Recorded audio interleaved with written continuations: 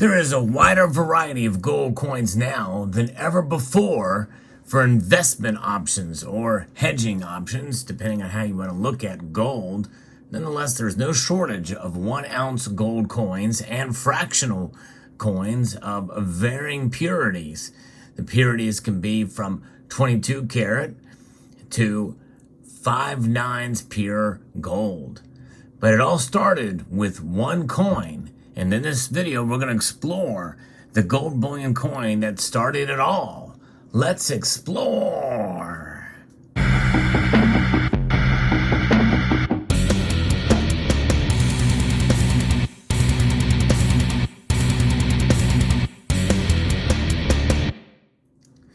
Now, there have been coins that have traded as bullion for a number of years before this coin was ever produced.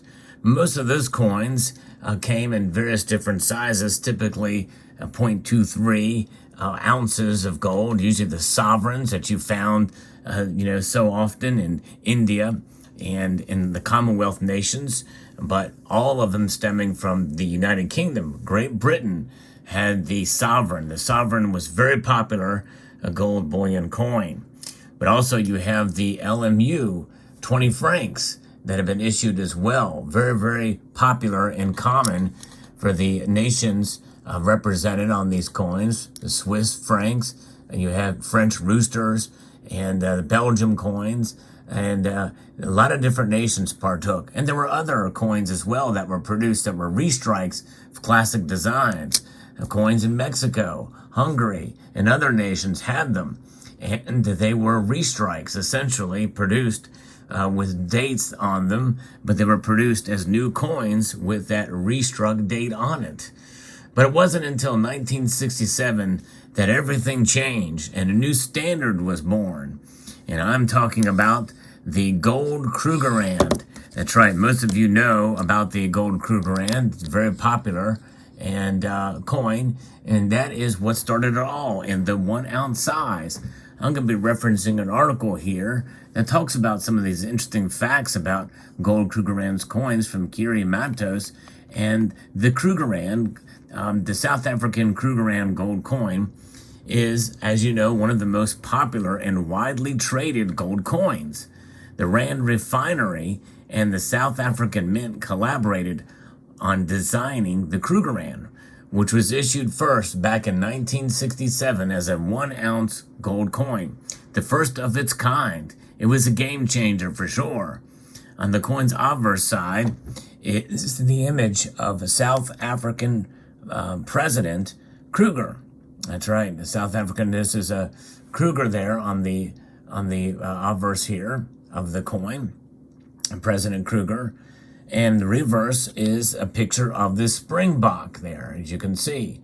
This one is dated 2020. They continue to make these every year. And their 50th anniversary issue came out in 2017 with a privy mark. But nonetheless, it is a beautiful coin indeed. And it is widely known and respected and highly liquid. The name Krugerrand is carved on the back. The amount and purity of the gold's content are engraved beneath the image of the Springbok, and we can see those carvings, or the strike there of it. It's not actually a carving, it's what was stamped on the die and engraved upon the die and therefore struck on the coin. It is fine gold, 1 ounce fine gold there, limited. Now, it doesn't give the purity, but most of these coins don't have it, but it does have 1 ounce of pure gold in it, even though it is 0.9167 fine. So let's look at some more interesting facts about the coins. The first thing is that you will not see a denomination anywhere stamped on the coin. Struck on the coin, there's no denomination whatsoever. However, it is indeed legal tender. It's not specified on the coin itself. The 1 ounce Krugerrand has a face value of 1 rand. But we know that the gold value far outpaces the denomination that was enshrined or codified by the authorities in South Africa. And now Many of you, if you know the history of South Africa, it has been tumultuous, and the Krugerrands have suffered because of it.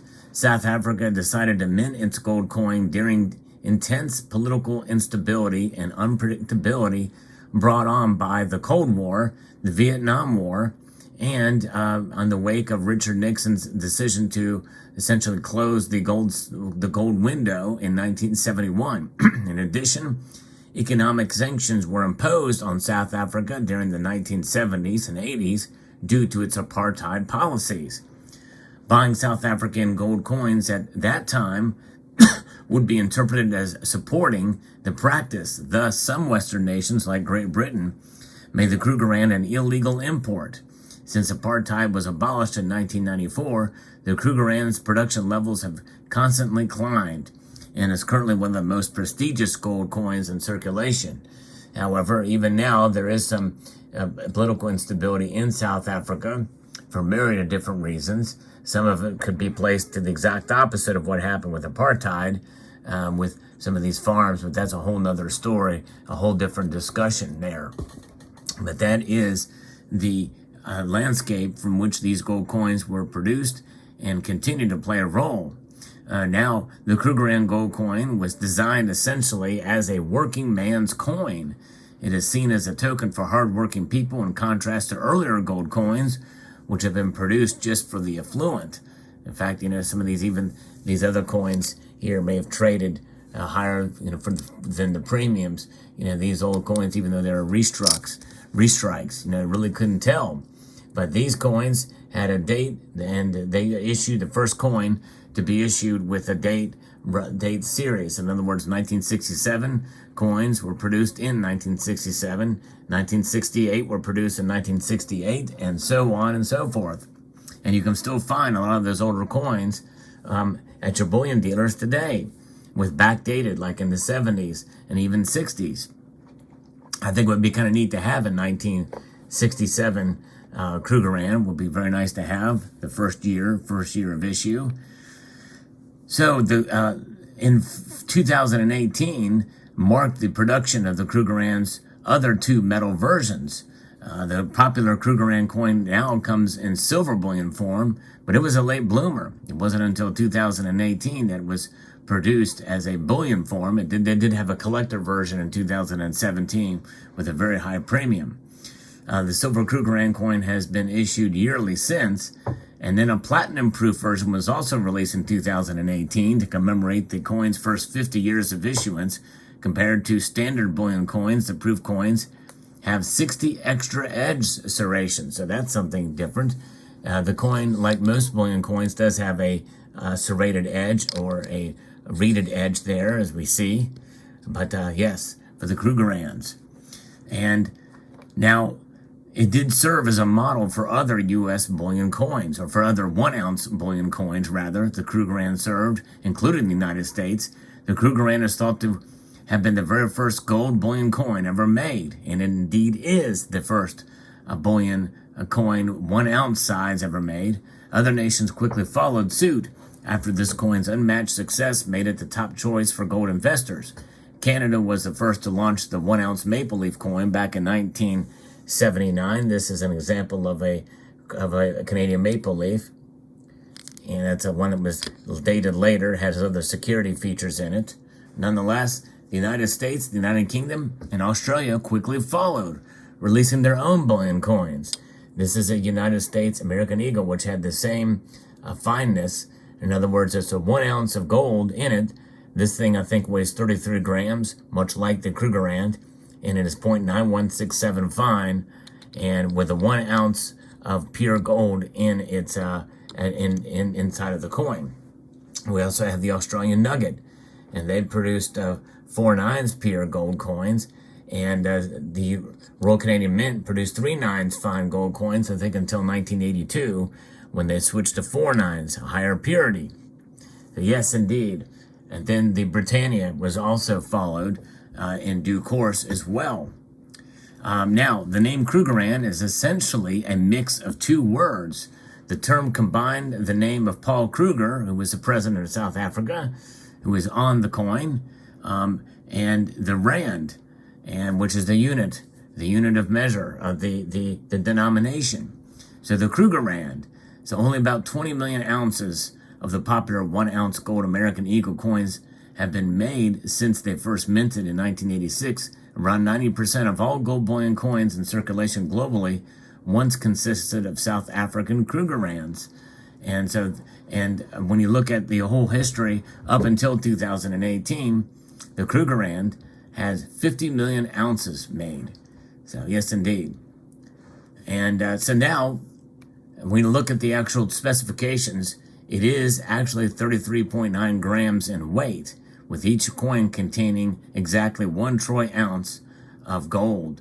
So in other words, you have 22 karat gold, but if you were to refine the gold out of it, it would be 1 ounce of pure gold in it. It's just that it's alloyed with other metals. To reach that ounce, that full weight, they added copper mostly in the coin to give it that sort of that color, that famous Krugerrand color, which is a really kind of a more coppery color than you would see on the American Eagle. The American Eagle has a brighter color, even though it's the same purity. That brighter color to the American Eagle is indeed not copper, but it also has silver in it, and silver gives it a little extra shine to preserve some of that high yellowish pure, to bring out the yellow, I guess, so to speak. But still, there's a difference than what you would find in pure gold, that rich yellow color that is in pure gold. Pretty amazing. Now you have other nations that have followed suit with their own type of bullion coins with specialized themes to it, like this one, the southern sky for this Australian, and wider diameter. You see that with here, and then you also have this coin, the Korean Phoenix, which has been issued here for a couple of years now as a bullion coin, and it is a much wider diameter to really bring out the design. And then you have the newest bullion coin to make its way and into the space, and that is the famous the Iberian and the animal series coming from the Spanish Royal Mint. And yes, indeed. And this is the Spanish doubloon, is what this is, with the animal series on it. And this, I think, is the obverse. Thing is, all kind of comes full circle, because this is kind of where the dollar got its beginnings. But the Spanish mint has come out with their own 4/9 pure gold coin, a wide diameter, but a beautiful coin indeed. So there's the different examples and samples that you can see of these coins, all inspired by one coin only. That is the Krugerrand here, the South African Krugerrand. Beautiful coin. So they are also offered in fractional ounce versions. In fact, the 1/2, 1/4, and 1/10 ounce varieties were first issued in the 80s to increase their availability, and that model has continued with the United States, Britain, and also Canada, and other nations providing fractional versions of their coins with the 1/2, 1/4, and 1/10 ounce variety. And the Krugerrand is now more popular and desirable than many other gold bullion coins, except for the Eagle and some of the others. But it is still a power player in the gold bullion market, and it's partly because of its copper content, which makes it more scratch resistant than pure gold bullion coins. But then again, how many people really handle these coins on a regular basis?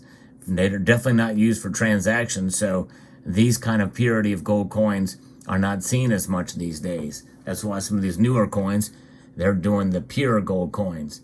So that the Eagle is continuing based off of the model of the Krugerrand, but the Eagle is pretty much the one of the few bullion coins that still maintain that level of purity. All the rest of them have moved to 4/9 pure gold, or 3/9 pure gold at the very least. So fascinating indeed, an amazing story here. I hope you found this video insightful, educational, and informative. If you did, I hope you will consider sharing this video, pressing that thumbs up button down below. I would like to extend a multitude of gratitude to you all for taking the time to watch, and to encourage you to please rate, share, comment, and subscribe.